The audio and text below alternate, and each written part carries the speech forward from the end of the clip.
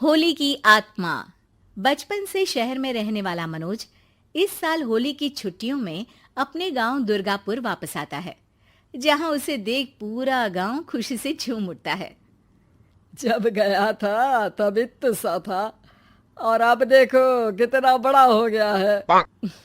हाँ सरपंच जी, जब मैं गया था तब आप भी बहुत जवान थे और अब देखो कितने बूढ़े हो गए हैं आप। चलो चलो, बढ़िया है। बच्चा घर वापस आ गया। इसी खुशी में आज रात पार्टी होगी। क्या बात है, गांव में भी पार्टियां होने लगी। वैसे अगर पार्टी की बात है तो आज क्यों सीधा होली पार्टी करते हैं।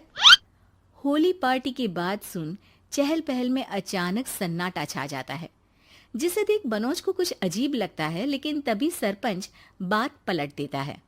अब बहुत देर हो गई, चलो सब अपने घर चलो, पार्टी के बारे में कल सोचेंगे।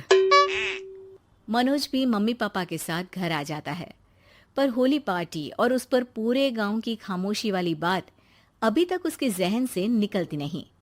पापा, होली पार्टी की बात पर सब चुप क्यों हो गए थे? अरे होगी उनकी कोई अपनी बात। मुझे गांव की पंचायत ही थोड़ी पता है। थक गया हूँ, चलो सो जाते हैं, कल बात करते हैं। पापा की बात मानते हुए मनोज भी सोने चला जाता है। आज तो छुपा लिया, लेकिन हफ्ते बाद जब होली का दिन आएगा तब इसे कैसे रोकोगे? अगली सुबह सूरज के साथ ही मनोज भी गांव घूमने निकल जाता है, जिस पर रास्ते में उसे अपनी ही उम्र के कुछ लड़के भी मिलते हैं, जिनसे दोस्ती कर अब वो उनके साथ घूमने लगता है। इसी तरह कुछ दिन बीत जाते हैं और होली नजदीक आने लगती है। दोस्तों, होली में 4 दिन ही बचे हैं, पर गांव में उसकी कोई तैयारियां क्यों नहीं दिख रही? क्योंकि यहाँ होली नहीं मनाई जाती। अरे पर ऐसा क्यों? वो राजा भूषण। अरे तुम 4 दिन के लिए आए हो, क्या इतना सोच रहे हो? चलो कुछ खाने चलते हैं। इसी के साथ एक बार फिर होली की बात को टलते हुए देख मनोज को शक होने लगता है। वो घर पहुंचते ही इंटरनेट पर अपने गांव और राजा भूषण के बारे में जानकारी निकालने लगता है। क्या? मुझे आज तक ये नहीं पता था। ऐसा कैसे? किसी ने मुझे कुछ बताया क्यों नहीं? सारी जानकारी लेने के बाद मनोज गांव वालों या अपने मम्मी पापा से कुछ पूछे बिना खुद ही उसकी सच्चाई के बारे में छानबीन करने लगता है, जिसके चलते वो राजा भूषण की हवेली में पहुंचता है। वाह, क्या हवेली है यार। पर क्या यहाँ सच में कोई भूत है? हेलो भूत जी, कोई है क्या? हम इस साल गांव में होली सेलिब्रेट कर रहे हैं, क्या आप उस पर थोड़ा इंटरव्यू देंगे? मनोज के ऐसा बोलते ही गांव में तूफान उठ जाता है और हवेली में रखी सारी चीजें हिलने लगती है। एक अदृश्य शक्ति मनोज को धक्का देकर हवेली से बाहर निकाल दरवाजा बंद कर लेती है। ये सब देख मनोज हैरान रह जाता है। क्या अभी मुझे हवा ने धक्का देकर बाहर निकाल दिया? मेरे होते हुए इस गांव में कभी होली नहीं बन सकती, इसलिए दोबारा ऐसी कोशिश भी मत करना, अंजाम बुरा होगा। आवाज सुन मनोज हैरानी से इधर उधर देखने लगता है, पर उसे कोई दिखाई नहीं देता। वो गांव वापस आ जाता है, जहां तूफान की वजह से सब कुछ तहस महस हो चुका होता है। आखिर ये तूफान आया कैसे? ना ऐसा कोई मौसम था और ना ही हमने होली का त्योहार मनाने की बात की थी। सरपंच की बात पर कोई रिएक्शन दिए बिना मनोज चुपचाप अपने घर चला जाता है। इस तरह देखते ही देखते होली का दिन भी आ जाता है और मनोज रंग लेकर गांव में निकल जाता है, लेकिन गांव पूरी तरह खाली होता है। अरे त्योहार का दिन है, धूमधाम की जगह मातम क्यों मनाया हुआ है?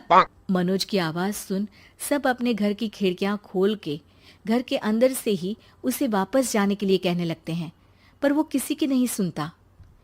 तुझे पहले भी समझाया था, अगर होली खेलने की कोशिश भी की तो अच्छा नहीं होगा। अरे बात मान लो बेटा, तुम्हें सच नहीं पता। मुझे सब पता है। सालों पहले इस राजा ने एक अंधविश्वास फैलाया और आप लोग आज तक उसे मानते आ रहे हो। अरे बेटा, जब तुम पैदा भी नहीं हुए थे उससे भी बहुत पहले से इस गांव पर होली का श्राप है। अगर गांव में होली का त्योहार मनाया जाता है तो प्रलय आना पक्की बात होती है। राजा भूषण इस सब में नहीं मानते थे और त्योहार मनाने लगे, जिसके चलते होली वाले ही दिन पहले उनके बेटे की और फिर उनकी मृत्यु हो गई। तभी से गांव की रक्षा के लिए उनकी आत्मा उस हवेली में रह रही है। सबकी बातें सुन मनोज उलझन में पड़ जाता है। सोचना भी मत मनोज, अगर तुमने इस परंपरा को तोड़ने की कोशिश भी की तो उसका परिणाम इस गांव और गांव के लोगों के लिए अच्छा नहीं होगा। मुझे भी यकीन नहीं हो रहा कि आप लोग एक बेतुकी बात को मानकर सालों से रंगों के त्योहार को मातम की तरह मनाते आ रहे हो।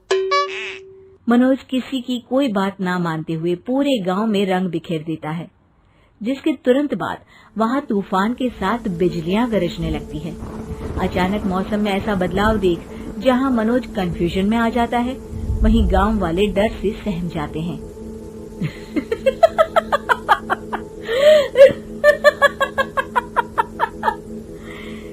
इस लड़के ने हमारे जैसे सिर्फ अपने स्वार्थ के लिए नहीं बल्कि पूरे गांव की खुशियों के लिए यहाँ होली मनाई है, जिस वजह से अब इस गांव पर होली का श्राप टूटता है। ऐसा बोलकर राजा का भूत वहां से गायब हो जाता है, जिसके बाद गांव के लोग धूमधाम से होली मनाते हैं। खुशियों के रंग गांव में बिखरे ही होते हैं कि अगली सुबह अचानक मनोज कहीं गायब हो जाता है और एक बार फिर गांव में होली का नया राज शुरू हो जाता है।